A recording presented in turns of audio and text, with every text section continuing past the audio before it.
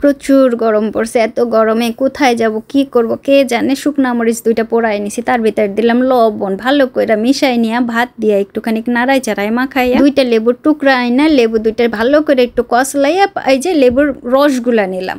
এই 2টা লেবুতে মনে হয় যেন হবে না, আমার মনে হয় আরও 2টা লেবু নেওয়া লাগবে। যে গরম পড়ছে পানি দিলাম, একবার পানি দিয়ে ভাতগুলো আবারও ভালো করে মাখাই নিলাম। পানি মনে হয় বেশি হয়ে গেছে, তাই না বলেন দিন। লেবুর খোসা ফেলে দিয়ে মুরগির মাংসের আলু আর মুরগির রান নিয়ে আসলাম, বেশ কয়েকটা আলু বুঝছেন। তারপর আরও একটা টুকরা নিলাম মাংসের, আলুগুলো ভেঙে ভেঙে দিলাম।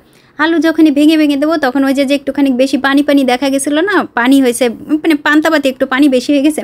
এখন কিন্তু ঠিক আছে।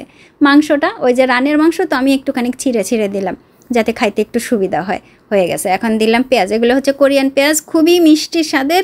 এই পেঁয়াজ দিলে পরে জিও বেশি একটা খুশি হয় না, পচার দরকার হয় আমাদের দেশের দেশি পেঁয়াজ।